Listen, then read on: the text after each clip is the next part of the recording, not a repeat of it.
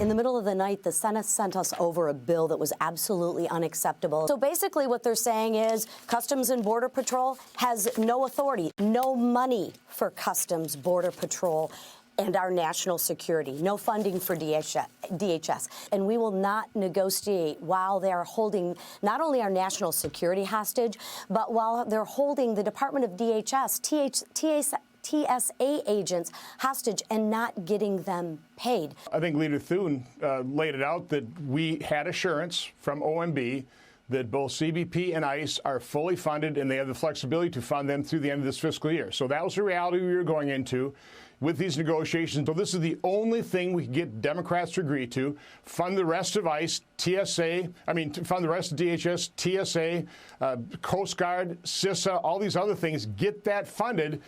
Use the funding from the reconciliation bill early in the year, and then move to a reconciliation process where we can fund DHS through fiscal year 2029. That'd be my preference. And that was House Republican Conference Chairwoman Lisa McClain, followed by Wisconsin Senator Ron Johnson, with me yesterday after the House rejected the Senate's bill to end the DHS shutdown late Friday because it did not fund Customs and Border Patrol and ICE. Joining me right now to talk more about all of that as a blowout happened right before they all left for their Easter recess is Florida Senator Rick Scott. Senator, good to see you. Thank you so much for being here. We heard sort of two different versions there. How do you see it?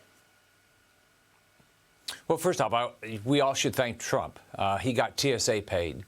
I've opposed this path all along. We should never have funded back in January all the Democrat priorities, all their earmarks, everything, and left Homeland Security out and not be funded.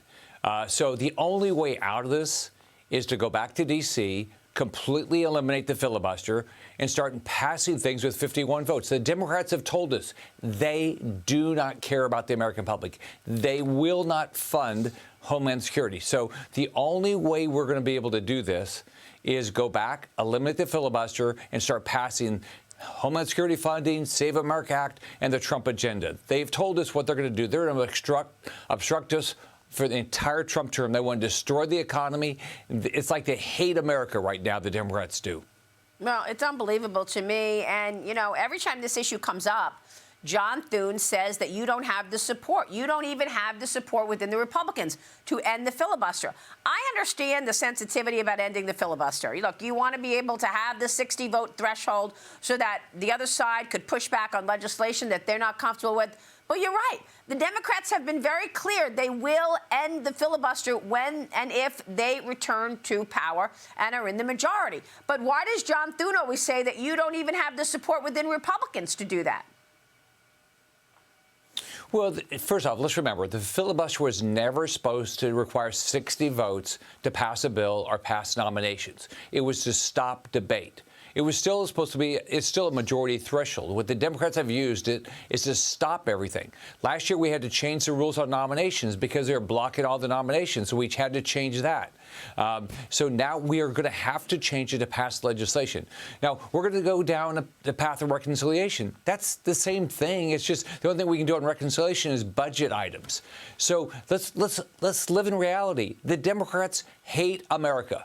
They do not want to fund Homeland Security. So we are going to have to grow up and say, eliminate the filibuster. Let's go do our job. We got to protect America. We got to pass the Trump agenda, save this country.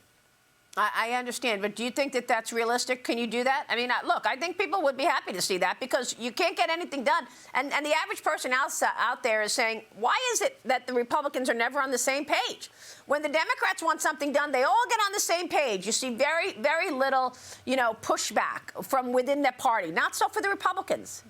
Everybody has their own hill to stand on. Well, a year ago, you would have said the exact same thing about the nomination process. They used it to block that, and we changed that because we got fed up with it. I believe it's going to happen because if we want to get something done, we have no choice. Eliminate the filibuster.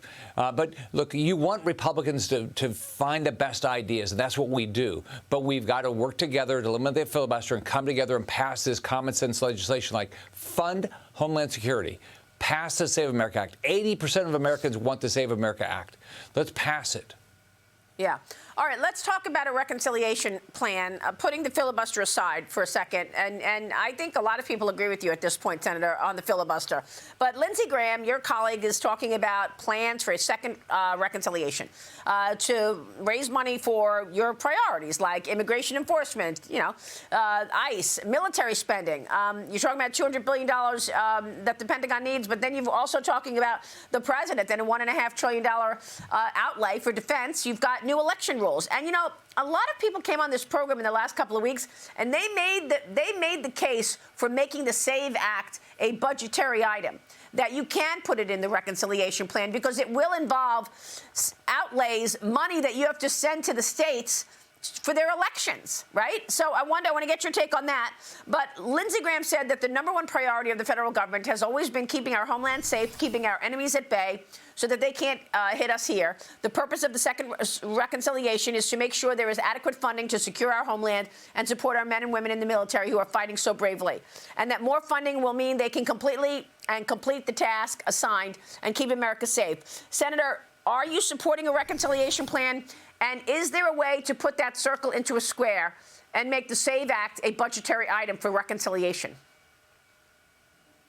Number one, I support the reconciliation, and basically we have to fund Homeland Security and our fellow military. It looks like the only way we're going to get this done is through reconciliation because the Democrats don't believe it, and they're not going to help us. With regard to the Save America Act, the exact policy of saying you have to have an ID to vote would be very difficult. You can create carrots and sticks. Like you don't give money to states that are sanctuary cities. You can do things that are budgetary items like that. But the belief is that you can't pass the exact language of the Save America Act, but you can create the incentive to pass to have voter ID. You have to be a citizen to register to vote. Things like that. All right, let me get your take on where we stand with this war. Look, we know that 3,500 American troops have arrived in CENTCOM's area of responsibility over the weekend, 2,500 Marines. Now, the president says he's got other options. He's saying no boots on the ground, but I've got lots of options. But in the meantime, we have had a big spike in commodities. Here's the president on Air Force One last night. Watch this. We've had very good negotiations today with Iran, getting a lot of the things that they should have given us a long time ago. We'll see how it works out, but they're very good. Moving along very nicely. Are you considering still putting boots on the ground, and would you do that without going to Congress? I just have lots of alternatives. We have tremendous numbers of ships over there. We don't need them all because of, the power. We're ahead of schedule with Iran. So the president revealed another energy concession that Tehran made, saying that they're allowing 20 large ships of oil to pass through the Strait of Hormuz beginning today. But, Senator, we know what this has done to the price of oil, gasoline, fertilizer, helium, aluminum, all these commodities. The problem that you all have is that you're a few months away from the midterm elections. Here's Dan Yergin, energy expert. I just spoke with him a few minutes ago. Watch this. If it's a week or two, this is manageable. If it starts to get into many weeks and into months, then this is a very huge problem for the world economy. And sorting out Iran's control of Hormuz is an absolutely critical question that has to be done. Iran cannot own the Strait of Hormuz because otherwise it will enable it to continue to do what it's doing now, wage war on the world economy. So, Senator, what are you going to do about this? I mean, do you expect this is going to be over in the next couple of weeks and enough time so that people are not feeling this pain of higher prices going into the midterms? Well, number one, I grew up in a poor family, so I know this impact on gas and food prices, all that is really impacting people, and my heart goes out to them. But the president is doing the right thing. It's better to make sure we are not going to be destroyed by a nuclear weapon or ballistic missiles. He made a tough decision, which was the right decision, and he will do everything he can to make sure this ends quickly. So I'm appreciative of what the president's done, and I'd like oil prices to come down, but I want to be safe first.